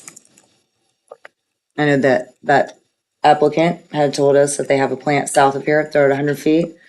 When I looked up their plant, it looked like a very massive, awesome facility that's still pretty tall if it's gonna be around existing homes. But I think that to be on the safer side right now until they can come up with an M2, I think that that would be a much safer solution before we do something we can't undo, personally. What about like Yeah. 108? Isn't that What? divisible? What about like 108? Isn't that divisible by 12? I'm just trying to make Yeah, for round stories. numbers. Yeah. Yeah, 12 foot. Wait, no, you mean 12 times, Be 9 stories. 9 stories, Nine yeah, 12 foot, yeah. floor to floor. yeah. How tall did you say that Walmart building? It's under 60 feet, what I read. I'm still stuck. But I think this, one thing I want to make sure everybody, I think the cap is just that, so we still have to come to us to approve, and the governing body still has to approve it, even if it's in that range, correct? Correct. That's right. So if we put it too low now, it's my understanding the guy that was here before can't come in here. His was 144. I'm just mentioning that because it's important. It just gives people an opportunity to come in front of us. to pitch. And I don't think we have to approve anything, No, even if no. it's in that height. What legal basis do we have, though? Actually, all we're doing is recommending Yeah. to the board, to the city council. Yeah. We're not Yeah, they get to changing make the anything. change. The governing bodies. Right, so the governing body will make the final change. As far as what legal authority you have, it comes to you to decide that. And for example, if someone came in with a 179-foot tall building and they had 10-foot setbacks, I think you will be well within your rights to look at the third part of your review criteria and say this doesn't have adequate setbacks for the height that you've proposed, and say no. Right. So the grounding you have to say no is those four.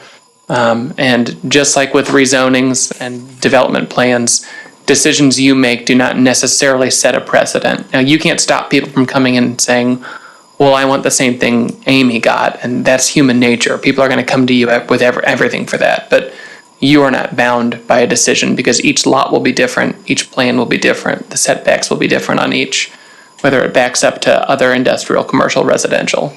But his reasoning for wanting it was because of the height of the equipment that they want to put into the building. Technology. Right, for because of the cooling, technology, right. yeah.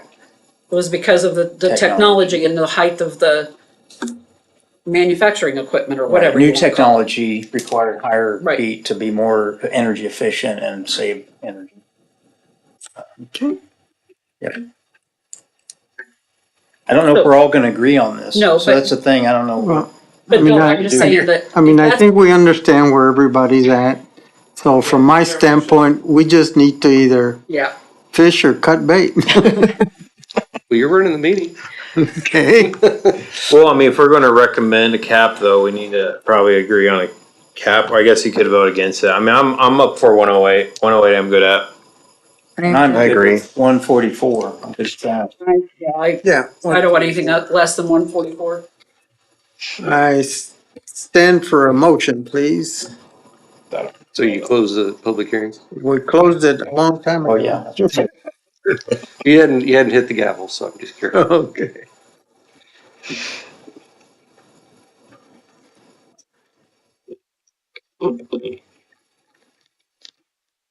I move to recommend, or I'm not going to, how would I say this? I'm not approving it. We're So going to rephrase it. it's a recommendation of the governing body with the following conditions. So I would recommend to the governing body they approve. Okay, I would recommend to approve to the governing body with the following conditions, that the maximum height to be set at 108 feet. What else did we have? The setbacks? rear setbacks Setbacks return to the original 20 feet. return back to the original 20 feet. Yeah, 20. Do we have anything else outside? 20 or 25? 25. I think it's 20. 25 feet. Okay. Original. 25 feet, make that a hard 25. And was there anything else? I don't think on this motion. That stands. And there's a second to that, and someone wants to change it, we can amend, but let's maybe move to a second first, parliamentary wise. Real quick, can we add in there anything about them coming up with an M2, or is that totally separate? Okay, I would second that. All right, motion and second. I would like to amend it to 144 feet. Okay, there's a motion to amend the maximum to 144 feet. Is there a second for that? I'll second it. Okay, so we are now going to vote on whether to amend that motion to include a maximum of 144 feet. It will keep the proposed condition of changing the setbacks back to, well, removing the proposed change of the setback, keeping it at 20 But feet. the motion to amend is just the 144, not the rear Correct. setback. Correct. Okay, and we'll start. Well, hold on, I'm confused. Did we have a So if we second do on the that? 144, that doesn't include the 25-foot setback. Right, we'd have to vote again on that. Oh, okay. So it's not just, This motion to This is amend just the height. Just the that's fine, 144. okay. So if you vote yes, you're voting for 144. If you vote And then we'll no, vote again on the Yep. setback. So what happened to the 108? It's an getting, amendment it's to- being asked to be Amended. amended. If this motion to amend fails, we would go No. back to 108. Okay. And I hate to suggest this, you can keep moving to amend to find other numbers if you'd really like. If anyone has no TV shows on they want to watch, I think Love Island's already over. Aye to the 144. no. Ready, Mary? You ready? Okay, I agree Start with you. 144. No. Aye. aye. No. No. Aye. Aye.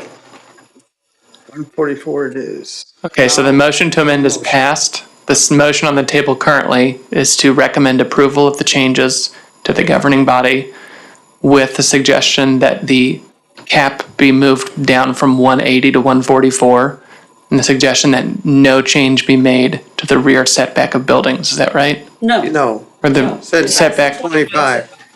Okay. Rear setback of 25 feet. Okay, thanks. Right, 144 and 25-foot rear setbacks. And now we vote on that. The rear setback originally was 20. So you guys want to put it at 25? We'll I thought start, it was 25. I think 25. It's 20. It's 20. But the motion was for 25. Yeah. So do we want 25 or 20? Oh no, are we gonna have another motion to You amend? can make it, you can amend it to change it back to 20. I'm clarifying so I know what I'm voting. I know. on. I don't. It's set at 25 and 144. All right. Okay. No, very comfortable? We'll start on the left. Aye. Aye. Aye. So we're still voting on 144 again, right? Yeah. Yes. So no. The No. full motion. Aye. Wait, hang on, yeah. 144 was already off the table. We're just voting on 25, right? No. No, it's, Yeah. it's, Motion The change other one was the, 8 to 144 and 25 now. I revise my vote. No. Okay, so let's just, for clarification, Ms. Dobson, aye. Aye. No. Aye. aye. No. no. Aye. Okay, motion carries. I hope all the governing body watched all this. 3 noes, 5, 3. Okay. We're done with that particular item, and now this, Yeah. does the 14-day, Just wait until the 14-day protest period starts. Yes. This is slated to go before the governing body on the 24th of their next, their regular meeting after this most recent one. They have one meeting this week. It will not go before them this week. It'll go before them on the 24th. So it's not a rezoning. Who is included in the protest petition portion? Because I know usually like if it's like a rezoning, it's based on whether or not they're in city or county or whatever. So who is eligible for the protest petition? What does that look like for this? It would be based on 520. People within the protest area have to figure that out. We can't give them legal advice on that part of it. The community of Spring Hill, probably. Then you just can't give it. All right, all right. I'm telling you. I haven't seen this as far as it not being a rezoning. all of these up. Okay, we'll move on to announcements At and council, reports. is it a Sorry, I simple just majority? never seen it. Yes, it will be, Okay, unless they wanted to overcome yours. And then they would Unless need, what? if they wanted to change it, they would need a 2/3, I believe. Right, so Okay. 180. We'll double check it and it'll be in the staff report. Amy? okay, at the June 12th, city council meeting, there were no agenda items, related to community development. June 26th, there was the approval of the final plat for Cummins Property 8, Garrett Ranch 3rd, and the site plan for the Cummins Property 24K building, site plan, if I didn't say that. I also wanted to add, I spoke to the applicant that was here at the last meeting, and they will be back in August with the requested elevations that you guys wanted to see, so they wanted me to let you know that. And then on July 3rd, our regular meeting that was scheduled, there was supposed to be a rezoning. That has been pushed to August, so I just wanted to know that, because there was a public notice and stuff that went out on that. So that will be back for August. And that's all I have. Where was that rezoning? It's at 100, it's at Woodland Connect and 199th. Okay, so our meeting in August is the 7th. Correct. Am I gonna get cupcakes this year? It's your birthday again. I think she should get cookies. Did I forget them last year? Yes. That's unbelievable. 6 years before. that. Okay. I'll write it down, Mary. You know, this is the first time that I do not have to miss a meeting because of county fair in August. Wow. I know, right? Yeah. Amy, First can I time ask you a ever. question? Oh, I'm sorry? I noticed that a number of people seemed interested in coming back and revisiting the comp plan. Mm-hmm. Where, Last time we asked about it, we were told to wait till next year. well, Is that still where we're at? I mean, Allison got a beautiful bow on top of Safe Streets for All. And we're still in the starting blocks of the comp plan. Well, thank you for that. Well, and she says that she digs in couch cushions. Can she dig in couch cushions for drawings and everything else? Or is that a rabbit in the hat that you need to? It would definitely be a rabbit in the hat. Oh, come on. I'm sure that we can talk internally about some ideas, suggestions, consult with Lane, kind of see what the next steps are. But it is encouraging to see everybody want to move forward with the comp plan. Microphone. well, I mean, I guess my question is to the members of the commission too. I mean, are we interested in following up? I know that Pat at one time said, we're gonna wait till elections are done, and I don't know what difference that's gonna make, to tell you the truth. I think at this point, we'll just probably have to wait until somebody's hired for the director position. And I found a I bit of, think from a feasibility perspective for the same reason, it would be awful hard for us to create an M2 at the moment. We are a person down and we're in week 2 of that. So I think we all need to get our feet under us just a little bit and then. Well, if that's the case, should I meet with the mayor or somebody tell the mayor? Because at several occasions, the mayor has mentioned in a few months, we're gonna have a new comp plan. And either somebody needs to tell him to quit saying that, or we need to do it. And there was a lot of community engagement as a part of that comp plan development. And, you know, if you're a citizen, you might be wondering like, well, what happened with that? He'll respond to emails. Compliment? Yeah. You guys want us to schedule it for September's meeting? To comp plan, to bring it back up and kind of work. Yeah, I was gonna say, I found it really beneficial, at least for myself, when we just had our small groups huddle around the map and just talking about in general, like what happened. I found that to be like the most fruitful discussion. So even if it's like a start at 6 or 6:30 before, our normal meeting and get where we last left off, where we were talking about regional parks and we were talking about like an M2 and where industrial could go along the rail line. And maybe at least this board could kind of continue those discussions and make sure, it's all in line with what we've heard from Shockey before they left. And if it's in line with what we've heard so far from the community. Okay, yeah, we'll set that for our September meeting and bring it back. Yeah. Okay. Thank you. Hopefully that gives enough time to, fill the staffing gaps or at least get your feet under you months from now. And Allison's gonna draw a whole new map for you guys, so Thank you. That is Appreciate that. she'll get a grant for You'll it. find, that's exactly Her color. my funding. Any other items by any of the other members? If not, I'll stand for So moved. adjourn. Yeah. So adjourn. Thank you.